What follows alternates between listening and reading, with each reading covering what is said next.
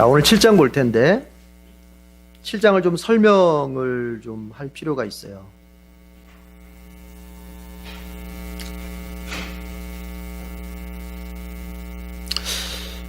뭐냐면 성경이 우리가 읽을 때 1장, 2장, 3장, 4장 내지는 창세기, 출애굽기, 레위기, 민수기 나가니까 이 성경책의 페이지 수가 시간의 순서라고 생각할 수 있는데 대부분이 그래요. 성경의 페이지 순서가 시간의 순서, 대부분이 시간의 순서가 맞는데 그렇다고 해서 반드시 그런 건 아니에요. 무슨 얘기냐면 이 민수기 7장은 사실은 출애굽기 40장하고 같은 시간대 일어나는 일이에요. 출애굽기 40장하고. 자, 보십시오. 여러분 7장, 자, 2절은 지도 표시를 하고요. 2절 지도 표시하고 읽기는 1절, 2절을 같이 읽어볼게요.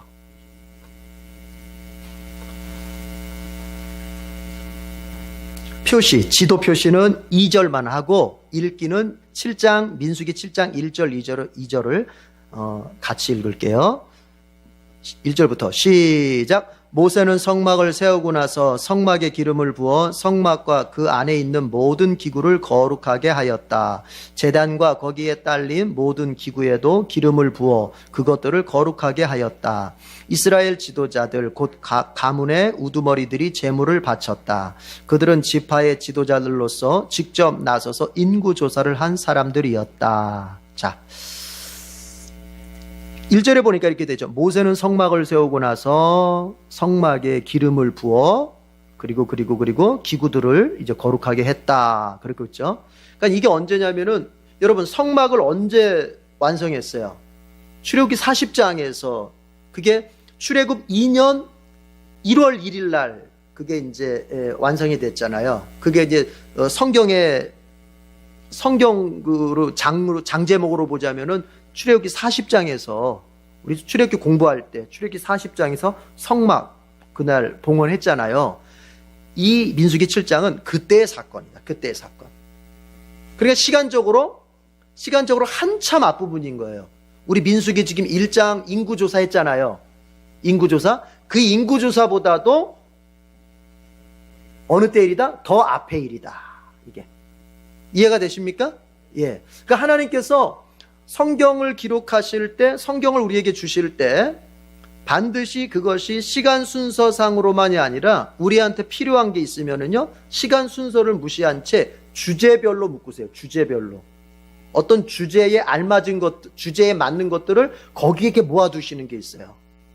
지금은 뭐냐면 하나님께서 지금 이스라엘 백성을 가나안 정복을 위해서 본격적으로 출발시키기 전에 지금 행정적인 준비 그리고 영적인 준비 이런 것들을 시키는, 즉 이제 가나안 정복을 향하여 여행을 떠나기 전에 뭐를 시켜요? 준비를 시키는 이 과정에서 하나님께서 여행 준비라고 하는, 전쟁 준비라고 하는 그 주제에 맞추어서 하나님이 무엇을 준비시켰는지를 이제 우리에게 말해주기 위해서 시간 순서와는 관계없이 우리에게 이제 성막을 세우고 그 다음에 이제 기름을 바르고 그리고 지도자들이 제물을 바치는 이거를 여기다가 이제 이 성경에다가 삽입을 해놓은 거죠. 그래서 우리가 민수기 1장에서 10장까지가 이제 시내산을 떠나기 직전까지의 준비인데 거기서 어떤 준비들이 있었어요? 행정적인 준비. 그러니까는 인간적인 준비들이 있잖아요. 그렇죠? 그리고 그것만 있으면 안 된단 말이에요. 영적인 준비, 하나님과의 관계를 위한 준비의 가치가 있어야 돼요. 그러니까 신앙이 튼튼한 거는 뭐냐면, 신앙이 튼튼한 건 이 두 가지의 균형을 잡아야 돼요. 현실적인 준비를 성실하게 해야 되고 아울러서 그것만 있으면 안 돼요. 현실적인 준비만 성실하다고, 인간적인 준비, 인간적인 관점에서 준비만 성실하다고 다가 아니에요. 하나님과 나의 신앙적 관계의 준비, 하나님을 내가 어떻게 더 섬기고 하나님 앞에 내가 더 어떻게 나를 더 헌신하고 이런 어떤 영적인 준비도 잘 돼 있어요. 그럼 또 반대로 영적인 준비만 있으면 되냐? 영적인 준비만 그냥 교회 와서 기도만 하면 되냐? 현실 나가서는 게으르고 나태하고 그냥 막 아무렇게나 살면서 내가 영적인 준비, 그저 하나님 앞에 그냥 교회 와서 기도만 하면 다냐? 그것도 안 돼요. 그걸 말하는 거예요. 현실적인 준비는 어떤 것이냐? 여러분, 현실적인 준비의 가장 중요한 건 이겁니다.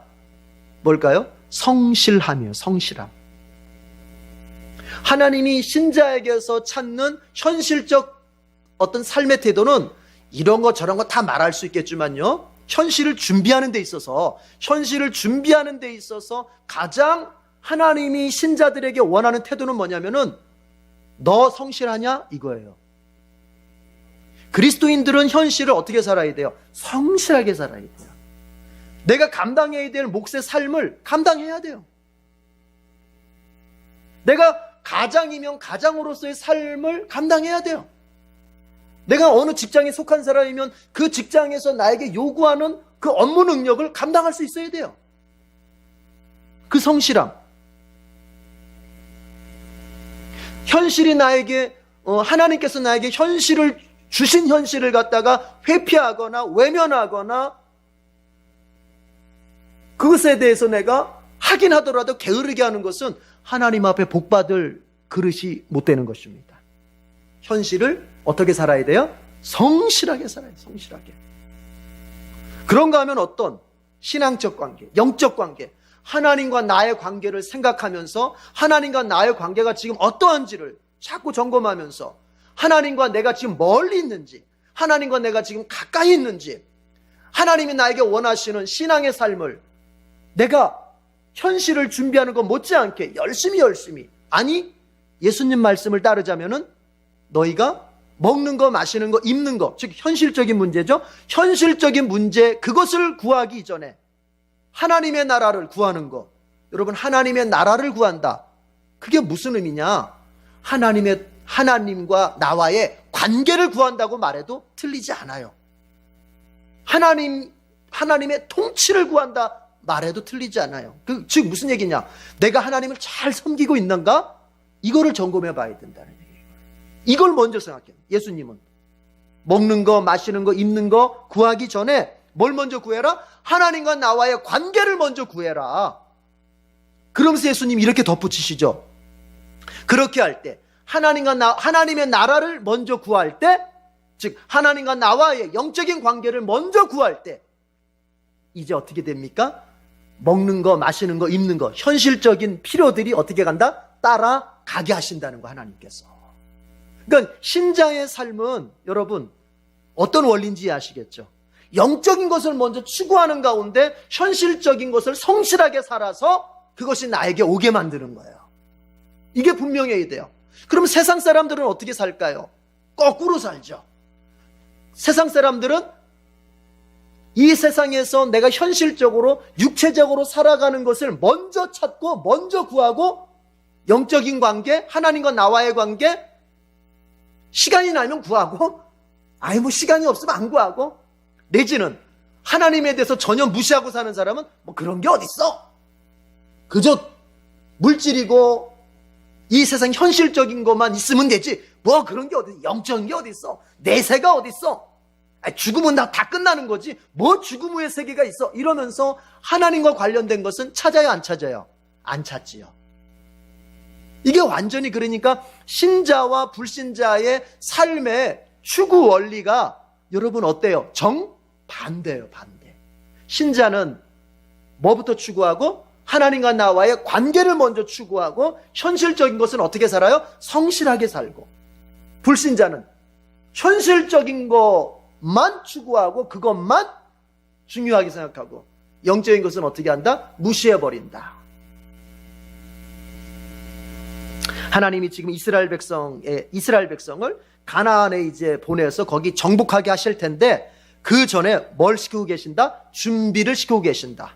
그 준비는 현실적인 준비, 어떻게 보면은 이제 행정적인 준비, 그렇죠? 그리고 영적인 준비, 신앙적인 준비를 하나님이 지금 시키고 계신다. 그 가운데서 오늘은 지도자들이 하나님 앞에 제물을 바치는 그런 장면입니다. 그러니까 무슨 얘기냐면 단순히 지도자들이 재물을 왜 바치냐면은 단순히 그냥 재물을 바치고 싶어서 바친다 이게 아니라 성막, 지은 성막을 하나님의 집이잖아요. 성막이. 오늘날로 말하면 성전. 이 성막을 하나님 앞에 봉헌하는 거예요. 드리는 거예요. 봉헌. 여러분 봉헌이라고 하는 건 뭐예요? 하나님께 드린다는 의미예요. 그렇죠? 그래서 성막을 하나님 앞에 봉헌하는 그날 지도자들이 이제 하나님 앞에 제물을 드리게 됩니다. 그걸 보고 있어요. 그래서 2절만 다시 한번 읽어봐. 2절만. 그래서 이 7장의 주제성구 2절만 다 같이 시작. 이스라엘 지도자들 곧 가문의 우두머리들이 제물을 바쳤다. 그들은 지파의 지도자들로서 직접 나서서 인구조사를 한 사람들이었다. 지도자들이 이제 제물을 바쳤어요.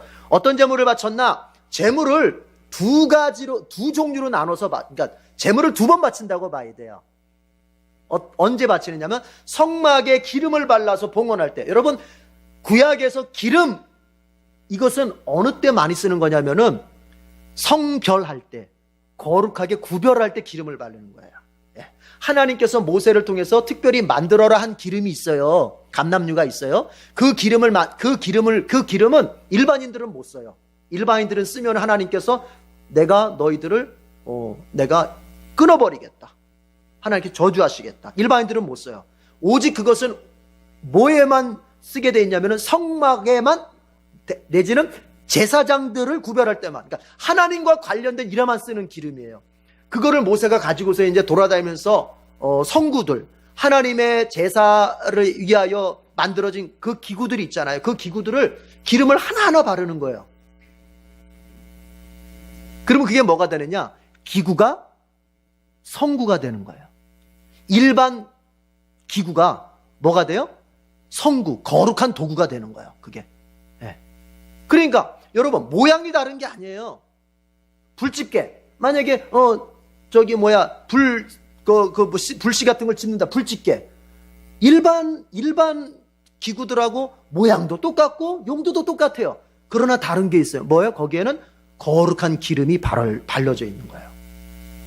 여러분 예수 믿는 사람이나 예수 안 믿는 사람이나 생김새가 다른가요? 살아가는 형태가 다른가요? 아니죠. 우리도 하루 세끼 먹고 그렇죠. 자식들 키우고 살아가는 형태는 비슷한 거예요. 그러나 한 사람은 성도요, 한 사람은 불신자예요.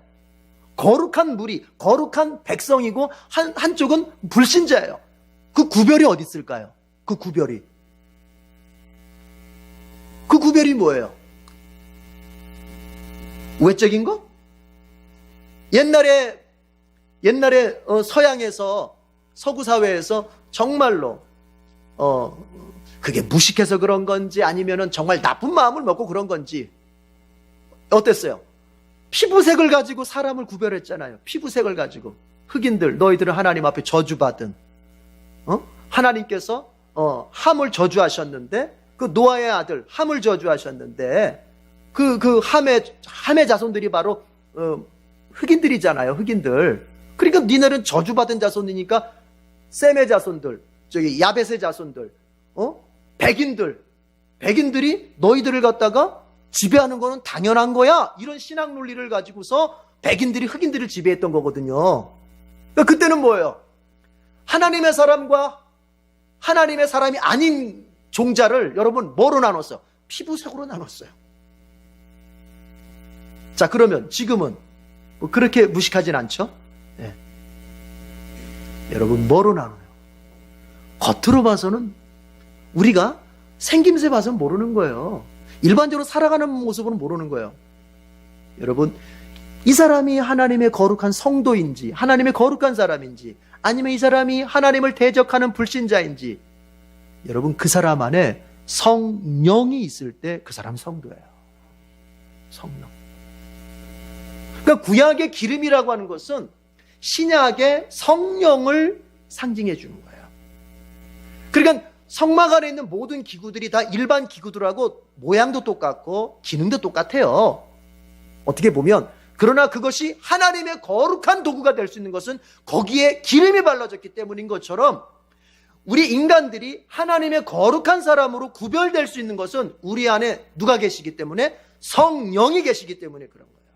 그래서 바울이 말합니다. 바울이 이렇게 말합니다. 그리스도의 영이 없으면 그 사람은 그리스도의 사람이 아니다. 그렇게 말하는 거예요. 그리스도의 영, 성령이죠. 성령이 없으면 그 사람은 그리스도의 사람, 예수님의 사람, 하나님의 사람, 하나님의 백성이 될 수 없는 거예요.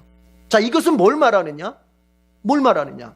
우리가 하나님의 사람인지 아닌지를 교회를 다닌다, 안 다닌다, 이것이 결정적인 표지가 될 수 없는 거예요.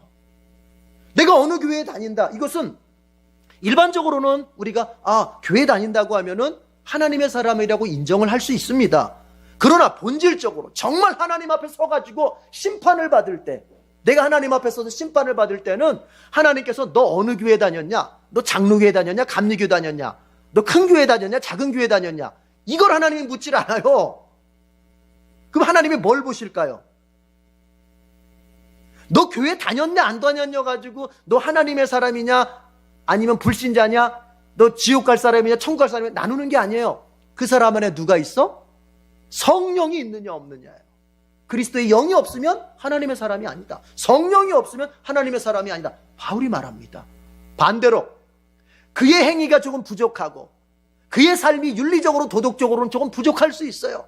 아직 인격적인 삶을 많이 배우지 못했고 내가 예수 믿었지만 아직 성화의 수준에 있어서는 지극히 아직 미약해서 그 삶으로 보자면 부족할 수 있어요. 그러나 그가 참되게 예수님을 영접했고 그래서 그 안에 누가 계시다면, 성령이 계시다면 그는 누구의 사람이다? 하나님의 사람이다. 하나님의 사람. 여러분, 자 보세요. 자식이 있잖아요. 그가 내 자식인 이유는 혈통적으로 나의 DNA를 가지고 있기 때문에 내 자식인 거예요. 그렇잖아요? 나의 DNA를 가지고 있어요. 하나님의 DNA를 가지고 있어야 돼요. 성도는 그 하나님의 DNA가 뭐예요? 성령이에요. 성령. 보세요. 아무리 옆집 애가 착하게 살고 아무리 옆집 애가 훌륭하게도 공부 1등하고 뭐 잘나고 어쩌고 해도 나의 DNA가 그에게 없다면 그는 내 자식입니까? 아닙니까? 아니죠. 아무리 그가 법 없이도 살 사람이고 세상적으로 보자면 너무나 윤리적으로 정말 대단한 사람이고 노벨 평화상을 받을 만한 사람이라 할지라도 그가 하나님의 DNA를 가지고 있지 않으면, 성령을 소유하고 있지 않으면 그는 하나님의 사람이다 아니다? 아닌 거예요. 성경은 그렇게 말합니다. 인간에게 하나님의 기름이 발려져 있어야 돼요. 뭐예요? 성령이에요. 성령. 여러분 안에 성령이 계신 줄로 믿습니다. 그래서 내가 하나님의 사람이에요. 내 행위 가지고 자랑할 게 없어요. 내 행위 가지고 하나님 앞에 인정받으려고 하는 순간 우리는 넘어지는 거예요. 내가 하나님의 자녀라고 하는 것은 내 안에 누가 계셔서? 성령이 계셔서 이걸 확신해야 돼. 이거를. 그래서 바울이 자꾸 말하는 거예요. 행위로는 우리가 구원받지 못한다. 자, 그렇게 기름 바르는 날 이제 지도자들이 제물을 바쳤던 거예요. 봉헌했어요. 보니까 3절에 보니까 수레 6대, 황소 12마리 그렇게 바쳤대요. 그럼 그걸 어떻게 썼느냐? 자, 보십시오. 4절, 5절 나침반 표시하고 읽어봐요. 그 바친 제물을 가지고 이제 어디에 쓰냐면은 4절, 5절에 나와 있습니다. 수레 6대와 황소 12마리를 바쳤는데, 자, 4절, 5절 시작. 주님께서 모세에게 말씀하셨다. 너는 그들에게 제물을 받아서 레위 사람에게 주고 각자 자기 맡은 일에 따라 회막일에 쓰도록 하여라. 어떤 일에 쓴다? 그렇죠. 회막일에 써라. 회막일은 누가 하죠? 레위인들이 하잖아요. 그러니까 그 지도자들이 바친 제물을 레위인들에게 나눠줍니다. 그래서 이제 어떻게 분배가 되는가 봤더니, 자, 표시하지 말고요. 7절 읽어봐요. 7절. 먼저 7절 다 같이 시작. 게르손 자손에게는 수레 2대와 황소 4마리를 주어서 그들이 맡은 일을 하게 할. 게르손 자손들, 이 사람들에게, 여러분 이 사람들은 뭐 하는 사람들이에요? 게르손 자손이, 자, 기억을 더듬어 봐요. 성막에서 게르손 자손들은 뭐 옮기는 일을 했었죠? 그렇죠. 커튼. 주로 커튼 종류에 관계된 그걸 운반하는 일을 했잖아요. 그러니까 그들에게 이제 수레 2대 그리고 황소 4마리를 줬어요. 이제 그 커튼에 관련된 휘장이라든지 그 다음에 그 세마포 포장이라든지 이런 커튼에 관련된 일들을 다 모아서 수레에 실어가지고 이제 갔던 거예요. 자, 그런가 하면 여러분 8절 보세요. 8절. 8절 다 같이. 무라리 자손 시작. 무라리 자손에게는 수레 4대와 황소 8마리를 주고 아론 제사장의 아들 이다말의 지휘를 받으면서 맡은 일을 하게 했다. 여러분, 무라리 자손은 성막 가운데에서 어떤 일을 맡았었죠? 목재, 나무, 널빤지 같은 거. 그러니까 성막의 골격에 관련된 일들을 이 사람들이 옮겼잖아요. 얼마나 무거워요. 그렇죠? 근데 그걸 어떻게 옮겼어요? 이제 그들에게 수레를 주고 황소를 줘가지고 옮기게 했던 거예요. 그러니까 지도자들이 바친 재물이 하나님의 성막의 일에 이렇게 쓰였던 겁니다. 그런데 여기서 이걸 봐요. 여러분, 게르손 자손보다는 무라리 자손에게 하나님이 더 많은 수레와 더 많은 황소를 줬다는 걸 봐야 돼요. 그렇죠? 게르손 자손은 수레가 2대입니다. 무라리 자손은 수레가 4대입니다. 게르손은 황소가 4마리일 때 무라리에게는 황소를 8마리 주셨습니다. 여러분, 왜 이렇게 주죠? 하나님께서? 차별이에요? 아니죠. 무라리 자손들이 하는 일이 더 어땠어요? 더 힘들어요. 여러분이 하나님께 더 많은 걸 받기를 원하고 여러분이 하나님께 더 큰 복을 받기를 원하면 하나님 앞에 더 큰 헌신을 하십시오. 내가 하나님 앞에 헌신하는 것은 요만큼 하면서 복은 받으려고 하는 것은 이만큼을 받고 싶다. 이거는요, 제가 표현 안 하겠습니다. 무슨 심보 이렇게 말하는 거예요. 무라리 자손은요, 아주 무겁고 크고 길고 이런 것들을 책임지고 옮겨야 돼요. 성막을. 하나님이 그들의 수고를 알아요. 그들이 얼마나 힘든 걸 감당해야 되는지 아시는 거예요. 그렇기 때문에 그들에게 뭐예요? 감당할 수 있는 더 큰 복을 주시고 더 큰 능력을 주시고 더 큰 기회를 주시는 거예요. 여러분 잘 기억하세요. 여러분의 가정이 하나님께 더 어떤 물질이면 물질, 건강이면 건강. 여러분, 우리가 왜 그걸 구합니까? 왜 물질을 구하고 왜 건강을 구하고 왜 나에게 더 나은 기회를 주십시오라고 왜 구합니까? 우리가 원리를 잘 알아야 돼요.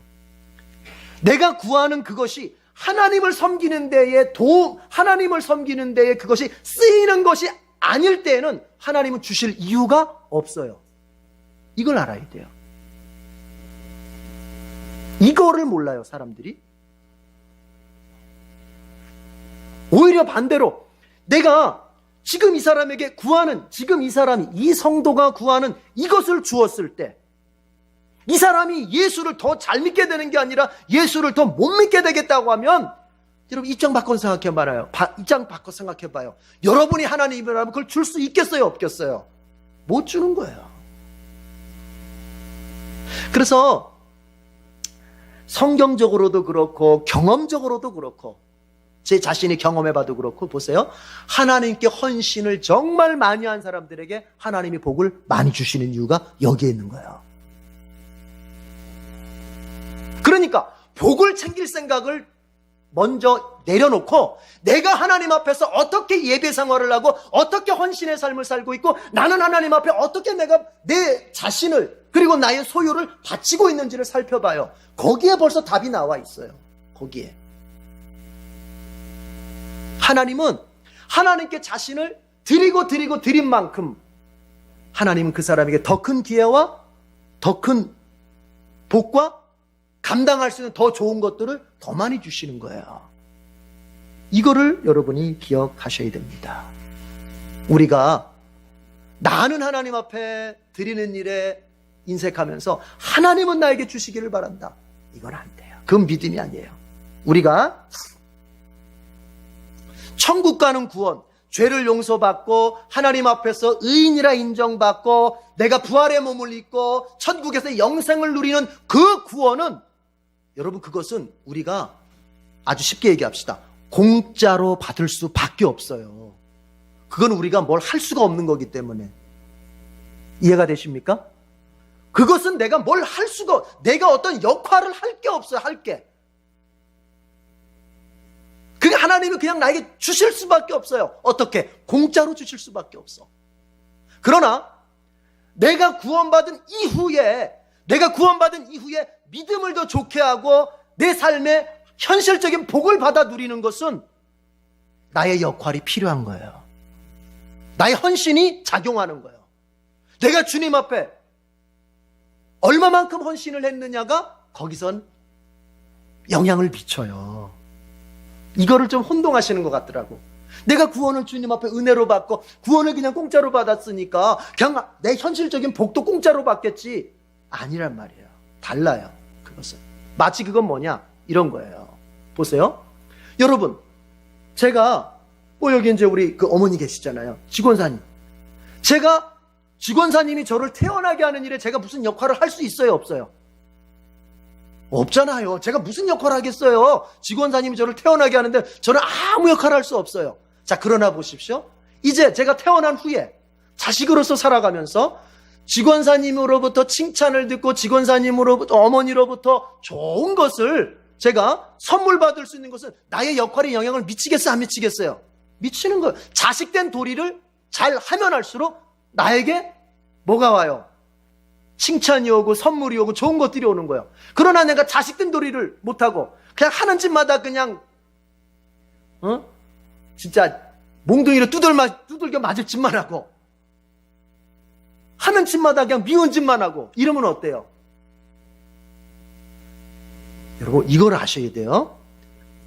우리가 그렇잖아요. 자식이 내 마음을 아프게 했어. 제가 우리 어머니 마음을 아프게 해도 그래서 나를 여러분 어때요?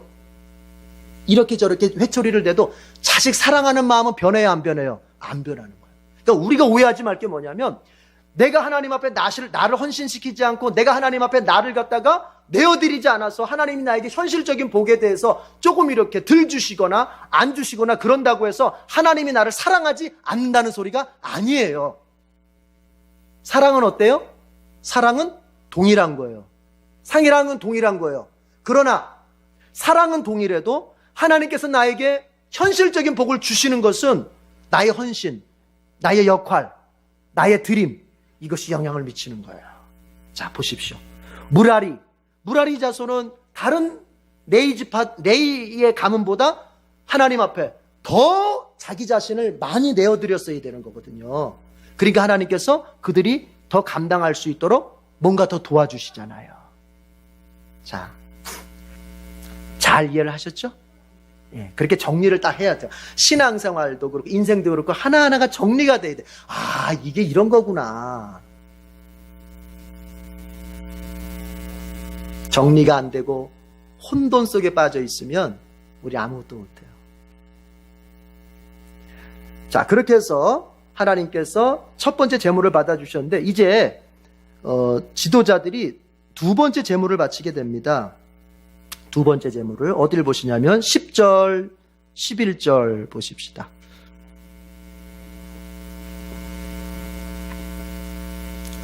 지도자 10절, 11절 거기 나침반 표시하겠습니다. 7장 10절, 11절 나침반 표시하고요. 다 같이 읽어보죠. 시작. 제단에 기름을 부어 거룩하게 하던 날 지도자들은 제단 봉헌 제물을 가져와서 제단 앞에 바쳤다. 주님께서 모세에게 말씀하셨다. 하루에 지도자 한 사람씩 제단 봉헌 제물을 가져오게 하여라. 자, 첫 번째 제물을 드릴 때는 언제였냐면 성막에다가 거룩한 기름을 바를 때였죠. 두 번째는 어디예요? 제단에 기름을 바를 때예요. 여기서 말한 제단은 번제단을 의미하는 거예요. 번제단. 제사를 드리는 곳 있잖아요. 그렇죠? 번제, 소제, 화목제, 속건제, 속제제 드리는 그 번제단에다가 기름을 그래서 성막에서 제일 중요한 부분이 있다면 제사에서 제일 중요한 부분이 있다면 번제단이잖아요. 그 번제단 기름 바르는 날에 이제 지도자들이 또 이 제물을 바치는데 이때는 어떻게 바쳤느냐? 지도자들이 한꺼번에 하루에 한꺼번에 다 바친 게 아니라 한 지도자씩 한 지파씩 하루에 한 지파씩 바쳐라. 그러면 여러분 이스라엘이 몇 지파예요? 12지파잖아요. 지파라고 하는 건 뭐냐면은 씨족. 예. 씨족. 그러니까 거기 보면은 뭐 김씨, 이씨, 박씨, 홍씨. 그 김씨 하나가 한 지파인 거예요. 그게. 그러니까 이스라엘은 그 12개의 씨족이 연합된 나라가 바로 이스라엘이거든요. 그걸 우리 그걸 지파라 이렇게 부르는 거예요. 그 12지파니까 하루에 한 지파씩 한 지파의 지도자가 나와서 하는데, 그러면 12일 동안 이제 제물을 바치게 되는 거예요. 자, 제물을 바치는 내용은 다 똑같습니다. 그러면 첫째 날만 읽어봐요. 첫째 날은 누가 바치냐면은 유다 지파의 그 나손이라는 사람이 바치게 되는데, 지도자죠.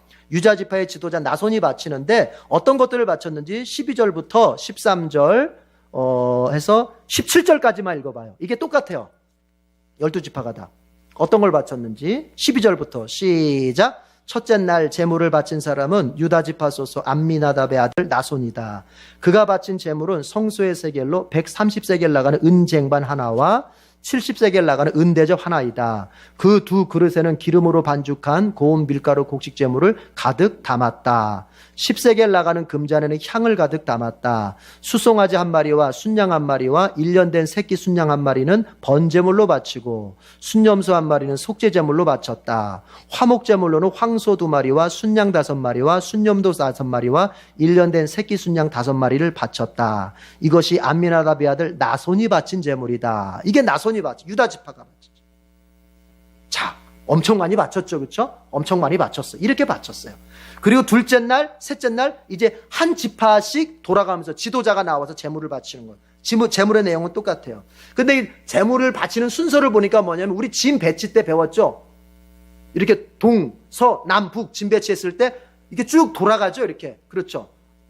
뭐 유다 지파, 이사갈 지파, 스불론 지파 쭉 돌아가죠. 이런 순서로 이렇게 시계 방향으로 돌아가는 짐 배치에 시계 방향 순서로 나와서 이제 한 지파씩 바치는 거예요. 그러니까 맨 나중에 누가 바쳐요? 납달리 지파가 바치는 거예요. 맨 나중에 납달리.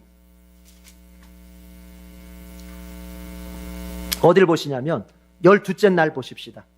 쭉 지나가서 78절만 다 같이 12째 날 시작. 12째 날에는 납달리 자손의 지도자 에난의 아들 아이라가 제물을 바쳤다. 78절 읽었죠? 예. 납달리 지파가 딱 바치고 끝난 거예요. 내용은 똑같아요.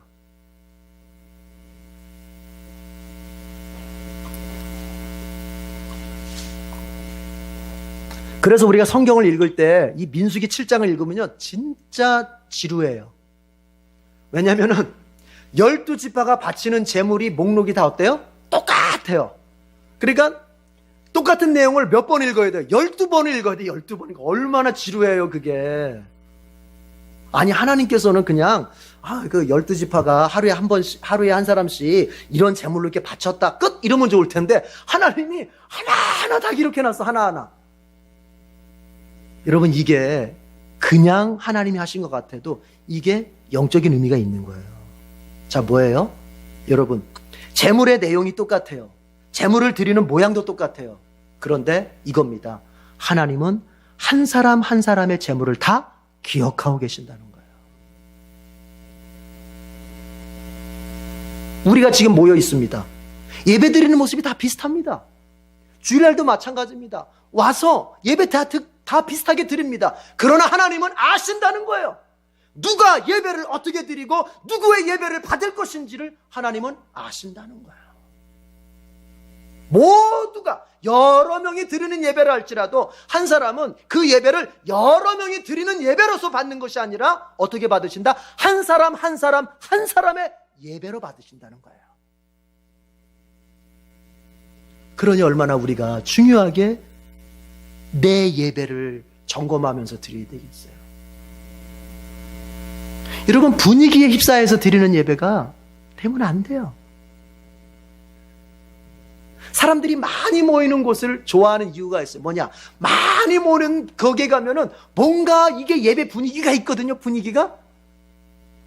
저도 이제 청년 시절 보면은 무슨 찬양 집회다 뭐랬는데 저도 많이 쫓아다녀 봤어요. 저도 제가 찬양 집회하는 걸 교육도 받은 사람이고 보면은 막 젊은 사람들이 막 찬양 집회하면 막 은혜 받았다고 뛰고 막 울고불고 난리를 쳐. 울고불고 난리를 쳐요. 은혜 받았다고 막. 그럴 수 있죠. 다 받을 수 있죠. 그런데 여러분 그런 사람들 가운데서는요 정말 은혜 받은 사람도 있죠. 그러나 그런 사람들 가운데서는 뭐예요? 내가 지금 왜 울고 있는지를 모른 채 울고 있어. 내가 지금 왜 울고 있는지를 모른 채 울고 있어. 그 자리에서.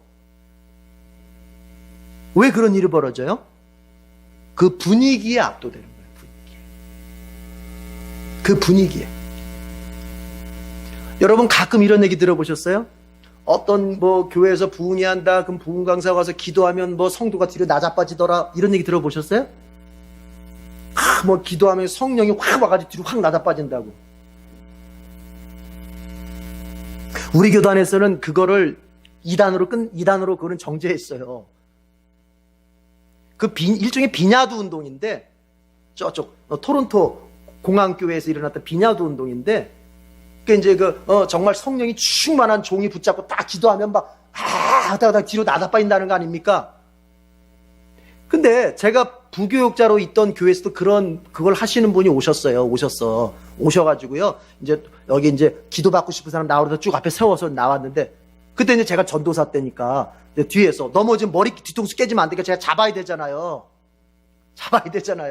뒤에서. 근데 그분이 와서 전 무슨 목사님이셨어요. 오셔가지고 기도를 하는데, 제가 너무 꽉 잡고 있으니까 너무 꽉 잡지 말라고, 그럼 안 넘어진다고.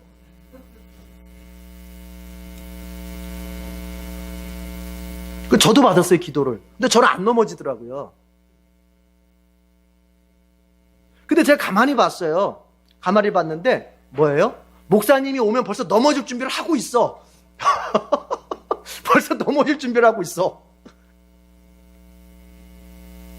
근데 그 비슷한 얘기를 제가 제 신대원 동기가 아주 한 1000여 명 넘게 모이는 교회 부목사로 있었어요. 지금은 담임 목사인데. 그 교회가 그런 성령 운동을 하는 교회인데, 제 동기도 똑같은 걸 느꼈다는 거예요. 똑같은 거예요. 벌써 교인들이 나오면은 넘어질 준비를 하고 온다는 거예요. 벌써 자세가 뒤로 이렇게.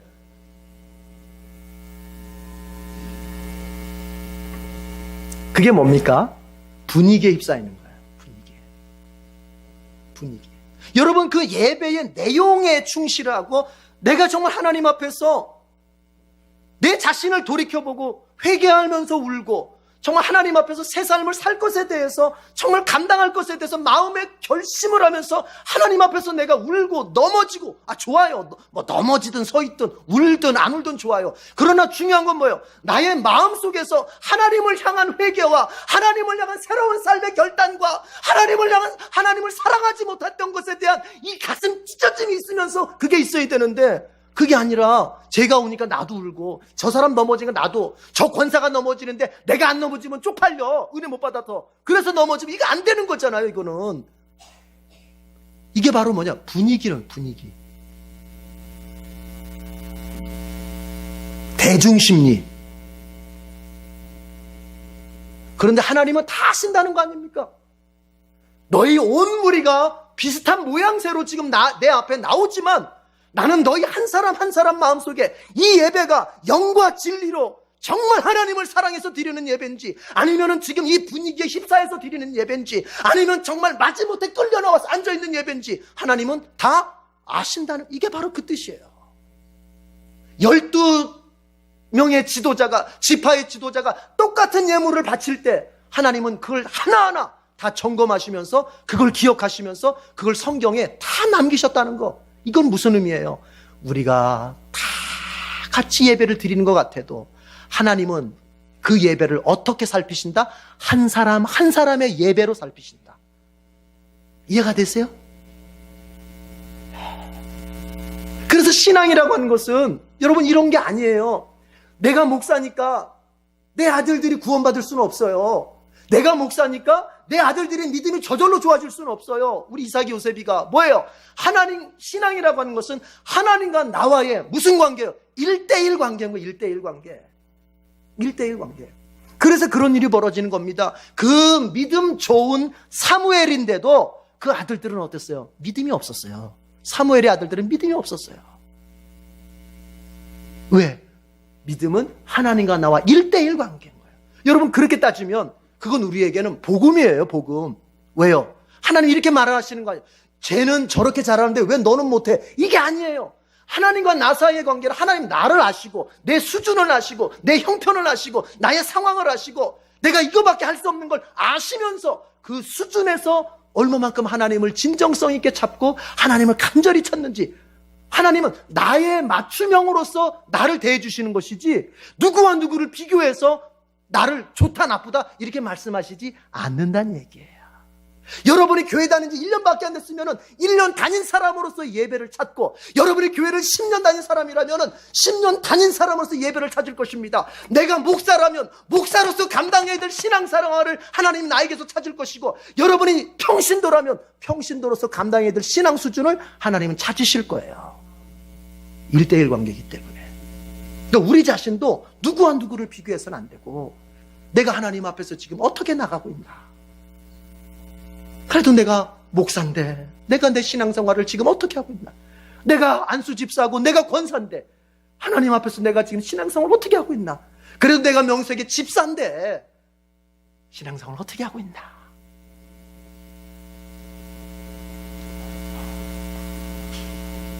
하나님은 우리의 형편, 우리의 수준을 아시는 가운데서 우리를 만나주시고 우리에게서 찾으시는 거예요. 하나님은 우리에게서 없는 것을 찾지는 않습니다. 여러분, 그런 주님을 여러분이 확신하시길 바랍니다. 그러나 있는 것은 반드시 찾으십니다. 자, 하나님은 이렇게 예배를 각각으로 받으시는 거예요. 자, 마지막 단락을 보겠습니다. 84절 나침반 표시하고요, 89절은 망원경 표시하겠습니다.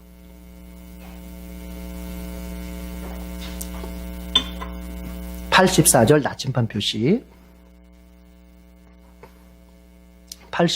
나침반 표시, 89절은 망원경 표시하겠습니다. 84절 다 같이 시작. 제단에 기름을 부어서 제단을 거룩하게 하던 날 이스라엘 지도자들이 바친 제단 봉헌 제물은 모두 은쟁반이 12, 은대접이 12, 금잔이 12이다. 이거는 이제 목록이에요. 목록. 예, 목록. 하나님 앞에 지도자들이 바친 제물에 대해서 이제 총계를 내는 목록이에요. 자, 그리고 나서 이제 89절 망원경 표시했죠? 망원경 표시. 자, 다 같이 읽어봅시다. 시작. 모세는 주님께 말씀드릴 일이 있을 때마다 회막으로 갔다. 그때마다 모세는 곧 두 그룹 사이에서 자기에게 말씀하시는 그 목소리를 듣곤 하였다. 이렇게 주님께서는 모세에게 말씀하셨다. 자, 여러분, 성막을 지어놓고 그 성막에 거룩한 기름을 발라서 구별하고, 번제단 기름을 발라서 구별할 때 지도자들은 뭘 바쳐요? 하나님 앞에 정말 자기가 가지고 있는 소중한 것들을 바치면서 엄청난 양의 그런 제물을, 봉헌물을 바치면서 하나님 앞에 예배하고 있어요. 여러분이 하나님 앞에 많이 드릴 수 있는 믿음의 소유자가 되길 바랍니다. 아울러 여러분이 많이 드릴 수 있는 제물의 복도 여러분이 있길 바랍니다. 자, 그런데 참 중요한 게 있어요. 그렇게 만들어지고 제물이 바쳐진 거 아름답지만, 여러분, 하나님이 더 기뻐하시는 게 뭔지 아세요? 모세가 이렇게 말합니다. 모세가 주님께 말씀 드릴 일이 있을 때마다 어디로 갔다? 회막으로 갔다. 모세가 주님께 드릴 말씀이 있을 때마다 어디로 갔다? 회막으로 갔다. 회막으로. 그리고 회막으로 가서는 어떻게 해요? 주님의 목소리를 듣곤 했다. 여러분, 주님이 우리의 돈을 원하시는 게 아니에요. 주님이 우리의 어떤 재물을 탐내시는 게 아니에요. 주님은 우리를 바라신 우리를 찾고 계시는 거예요. 주님은 우리가 오기를 기뻐하시는 거예요. 이런 분들이 있어요. 뭐 우리 교회는 없어요. 큰 교회들 보면은, 더 큰 교회들 보면은 예배는 안 나오는데 계좌로 헌금 보내, 계좌로. 그래서 교회들이 계좌 헌금을 헌금 계좌들을 가지고 있어요. 그래서 그냥 계좌로 헌금 보내. 예배당은 안 와. 여러분, 그게 예물이 될 수 있겠어요? 하나님이 그 사람의 돈을 탐나겠습니까? 하나님이 그 사람의 돈을 바라겠습니까? 그게 아니에요. 하나님은 그 사람을 원하는 거예요. 그 사람을. 이걸 잊으면 안 돼요. 모세는 주님께 드릴 말씀이 있을 때마다 회막으로 갔어요. 여러분, 주님께 드릴 말씀이 있는 사람이 신자입니다. 아니, 나는 아무리 생각해도 하나님 앞에 드릴 말씀이 없어. 아이고, 그 믿음 빨리 점검해 봐야 돼요. 부모와 자식 사이, 부부 사이, 여러분, 저 부부가 참 잘 산다. 저 부모와 자녀 사이는 참 좋다. 여러분, 뭘 가지고 여러분은 판단하시렵니까? 다른 게 아니에요. 서로에게 할 말이 많으면 좋은 거예요. 관계가. 서로에게 할 말이 많어. 남편은 아내에게 할 말이 많고 아내는 남편에게 할 말이 많어. 그게 지적질하는 그런 걸 말하는 게 아니라 뭐예요? 대화, 할 말이 많어. 우리 집사람은 제가 들어가는 순간부터 그냥 막 이렇다 어떻다 저떻다만. 어쩔 때는 조금 쉬었으면 좋겠어요. 근데도 뭐예요? 그게 좋은 거예요. 그게 좋은 거예요. 왜? 여러분, 위험한 부부관계에서 위험한 신호가 뭡니까? 위험한 신호가 대화의 단절입니다. 남편이 아내의 얼굴을 봐도 할 말이 없어. 퇴근해서 들어오는 남편의 얼굴을 보는데 아내가 더 이상 할 말이 없어. 그냥 밥이나 해주고 밥이나 먹는 그런 관계 외에는 어떠한 말도 할 말이 없어. 더군다나 세상 사는 얘기는 하는데 예수님 얘기를 같이 할 수 없어. 이거는 정말 힘든 거예요. 그렇죠? 그런 것처럼 우리가 하나님 하면 하나님 앞에 하고 싶은 말이 많아. 하나님 앞에 하고 싶은 말이 많아. 그러다 보니까 어디로 나오는 거? 기도의 자리로 나오는 거예요. 그러니까 이게요, 기도해라 이래서 기도해야 되는 게 아니에요. 사실은 내 마음속에 하나님께 하고 싶은 말이 있고 내 마음속에 하나님께 바라는 게 있고 하나님이 이렇게 저렇게 나의 인생, 나의 가정, 나의 삶에 대해서 디자인해 주시고 이끌어 주시고 바라는 게 너무 많아. 이런 사람이 기도의 자리로 자원해서 나오는 것입니다. 이런 사람은요, 기도해라 마라가 필요 없어요. 그냥 나오게 돼 있어요.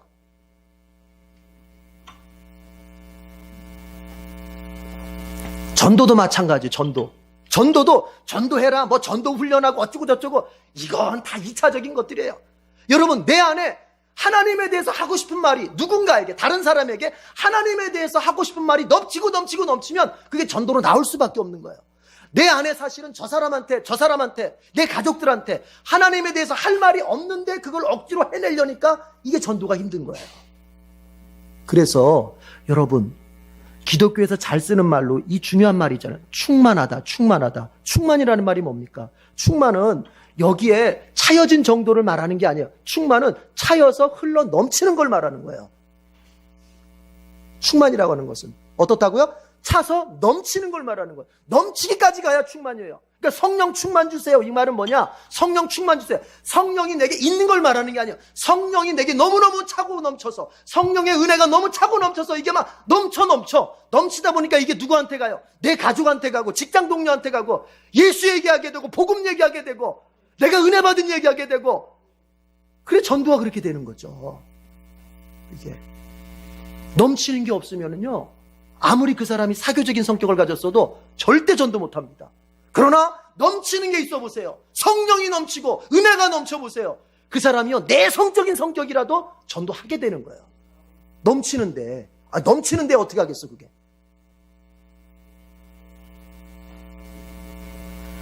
여러분, 이게 중요해요. 하나님이 이걸 원하시는 거예요. 주님 앞에 내가 돈이 있어서 돈을 바치는 거 좋습니다. 그렇게 하십시오. 그래야 교회도 여러분 그 많은 예물을 가지고서 주례를 할 수 있으니까요. 그러나 여러분, 우선 첫 단추가 뭡니까? 내가 하나님 앞에 나아가는 것부터가 돼 있죠. 주님을 만나는 것부터가 돼 있죠. 주님의 음성을 듣는 것부터가 연습이 돼 있죠. 여러분, 주님의 음성을 듣고 내가 은혜만 채워줘 보세요. 그때는 여러분 자동으로 되는 게 뭔지 아세요? 내 지갑이 열리게 되는 거예요. 루터의 말대로, 웨슬리의 말대로 지갑이 회개하지 않는 것은 진정한 회개가 아니다. 은혜 받았다는 증거가 뭐냐? 내 지갑이 열리는 거예요. 지갑이 열리기 전까지는 은혜 받은 게 아니에요. 루터는 그렇게 말했습니다. 맞는 말이에요. 왜요? 주님의 은혜를 받고 보면 세상 주님의 은혜보다 좋은 게 없거든요.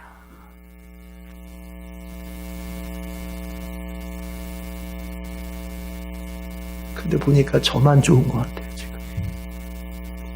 여러분도 좋으시죠? 정말 이거는 성경에 나온 표현처럼 뭐냐? 준 자와 받은 자만 아는 기쁨이에요. 이거는 이건 경험한 자만이 아는 기쁨이에요, 이건. 그래서 은혜 받은 자는요, 주님 앞에 드려도 아깝지가 않은 거예요.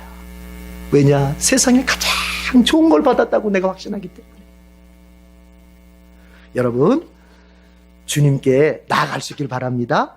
이렇게 되셔야 돼요. 모세는 주님께 말씀들이 있을 때마다 회막으로 갔다. 이게 자기 이름이 돼야 돼. 자기 이름. 나는 주님께 말씀들이 있을 때마다 회막으로 가야지. 회막이 어디입니까? 교회입니다. 교회. 교회입니다. 교회. 교회로 자꾸 가야죠. 교회 와서 기도하고, 교회 와서 말씀 듣고, 교회 와서 교제하고. 자, 그래요. 회막을 찾은 모세처럼 교회 공동체를 찾아서 열심히 나오는 여러분 되길 바랍니다. 같이 기도하십시다.